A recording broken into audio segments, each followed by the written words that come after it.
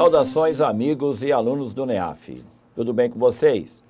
Decidimos então, para fechar o ano 2014, fazer uma retrospectiva do ano de 2014 para 2015, ou seja, quais serão os assuntos que vão infernizar a vida dos concurseiros para 2015. Isso. Vamos pegar então aquilo que demos o nome aqui de Top 10 de atualidades. Legal?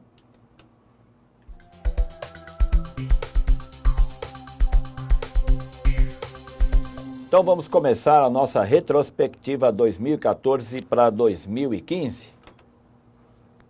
São os 10 assuntos que cairão com certeza o ano que vem, 2015, com o professor Marcos e material da Raquel. O primeiro assunto é Brasil Economia, falando crise da Petrobras. O caso ainda vai continuar a ser explorado pela mídia e pela oposição. Novas denúncias e fatos serão conhecidos e o governo terá que mudar radicalmente a direção da maior empresa do Brasil. E como você já deve estar ouvindo essa semana, tudo indica que a Graça Foster, essa senhora bonitinha que está aí na imagem, então ela vai permanecer. Tudo indica que sim, mas, como já tenho dito aqui, antes da gente começar aqui o trabalho, a Petrobras vai ser assunto sim do ano que vem. Tá bom? Beleza?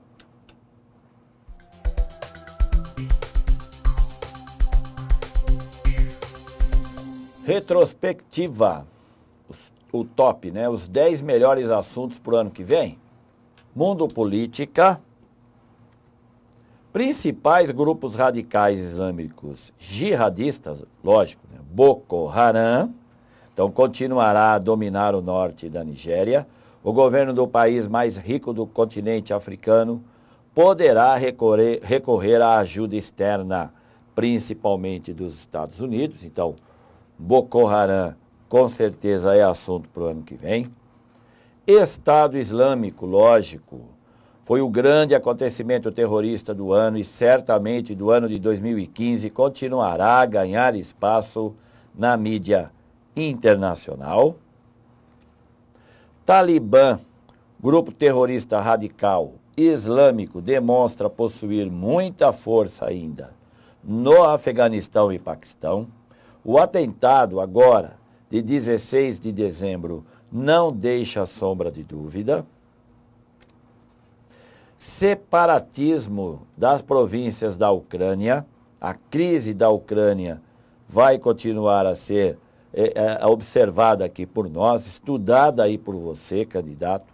O governo de Vladimir Putin continuará a reforçar os separatistas, enquanto esses ignoram possíveis sanções impostas pela União Europeia.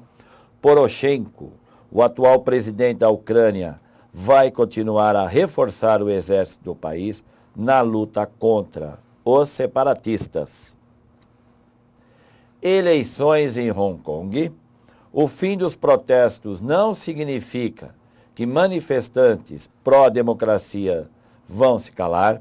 O movimento não acabou. Situado em Hong Kong, ele foi um movimento social inspirado no Occupy Wall Street e, apesar de muitos terem sido presos, certamente em 2015 a luta continuará. E, lógico, a guerra civil na Síria. O governo de Bashar al-Assad continuará a ter sérios problemas para combater os insurgentes, enquanto o Estado Islâmico tenta avançar, conquistando mais territórios no país. Os curdos do Iraque, país vizinho, se prepara para ajudar seus companheiros na Síria. Forças xiitas avançam contra os grupos ligados à Al-Qaeda, que tentam redesenhar o mapa do Oriente Médio. Então, dessas questões de política internacional, é óbvio que os grupos radicais islâmicos, a guerra civil da Síria e também a Ucrânia, a gente vai ter que observar isso melhor o ano que vem. Legal?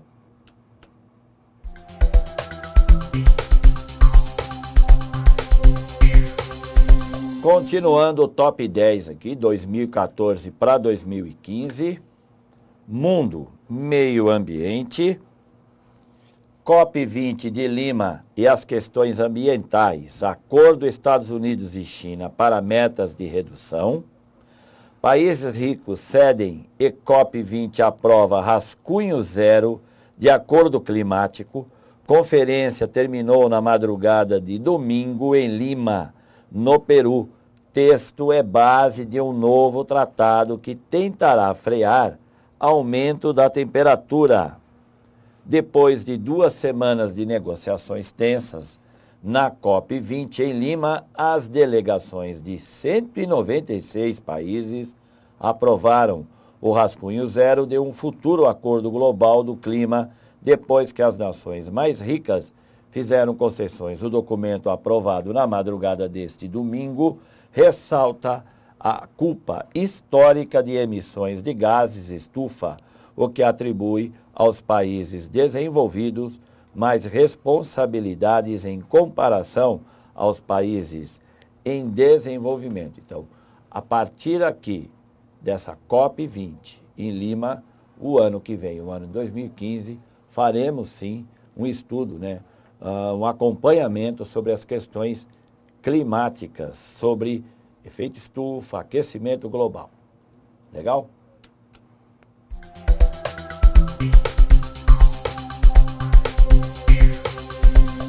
Top 10 2014 e 2015. Mundo, sociedade, imigração pelo mundo. O fenômeno continuará sendo enfrentado em quase todo o mundo. A Europa continuará a ser a rota obrigatória dos africanos, que também vem crescendo no Brasil. O governo americano pretende resolver a vida de 5 milhões de imigrantes ilegais no seu país, refugiados do Oriente Médio, principalmente da Síria, e o deslocamento de mão de obra de países latinos para o Brasil serão abordados pelo top do NEAF.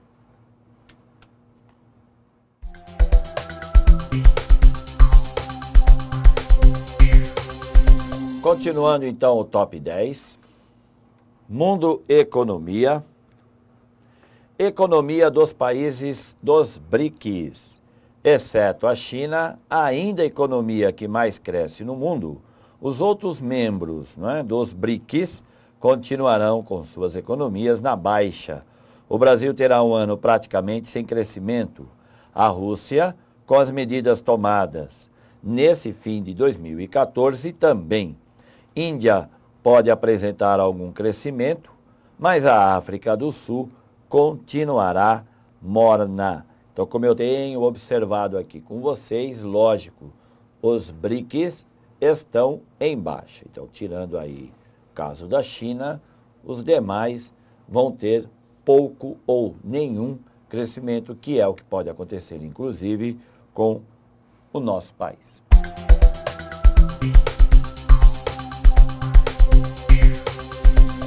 Top 10. Brasil, sociedade.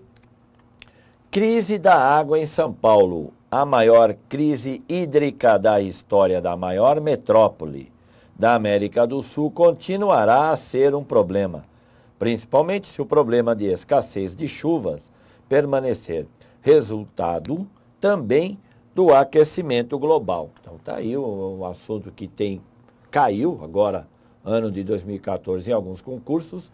Lógico, infelizmente teremos que abordar esse assunto em 2015, porque essa crise hídrica da maior metrópole da América do Sul não acabou.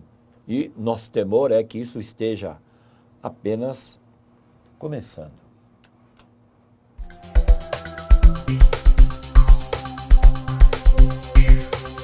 E continuando o nosso top 10, América Latina, política.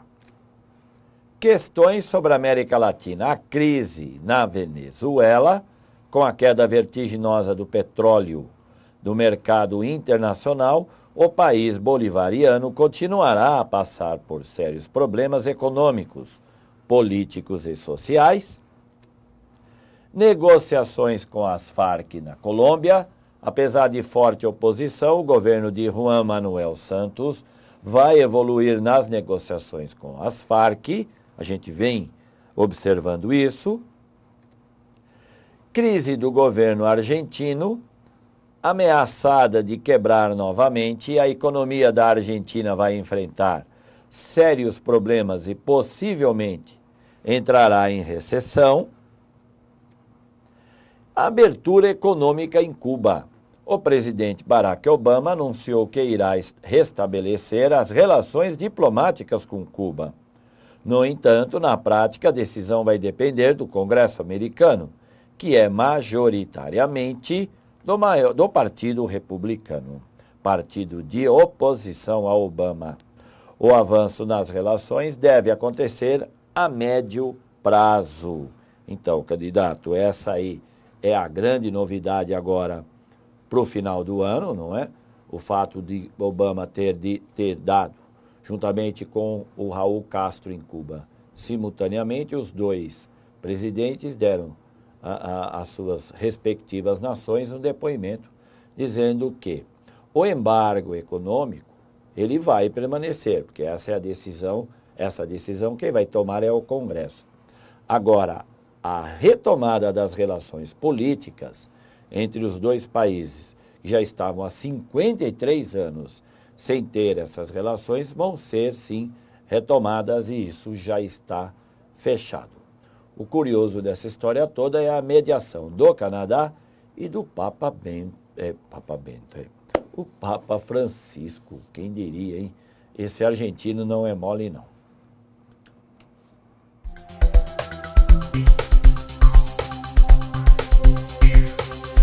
E vamos, lógico, à resposta do desafio da semana passada, não é? Então tá aí, dentro aqui da retrospectiva, o desafio semanal, a resposta. O desafio foi o fato ocorrido entre o deputado, esse senhor aí que eu me recuso a falar o nome, e a Maria do Rosário, PT do Rio Grande do Sul, não estupraria porque ela não merece. Está longe de ser isolado no Brasil. A discriminação racial, de gênero, religiosa, sexual, social no Brasil é muito alta.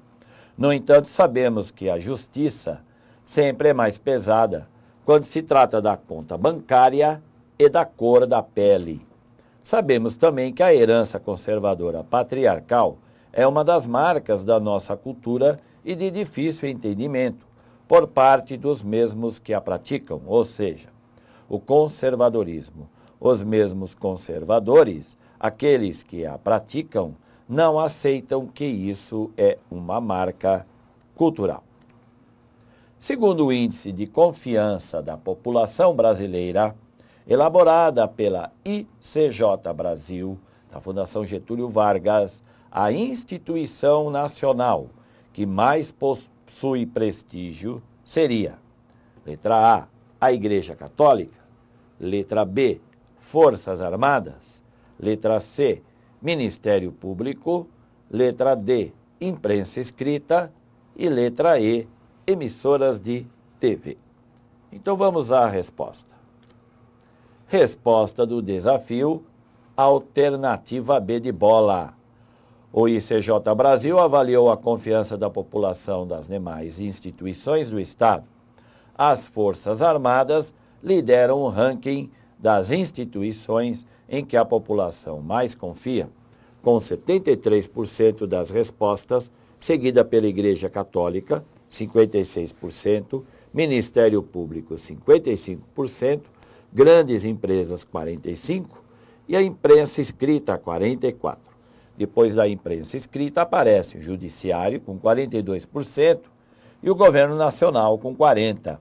Completam o quadro emissoras de TV, com 33% de confiança, né? Vizinhos, 30%, o Congresso Nacional, 22%, e os partidos políticos, 5%.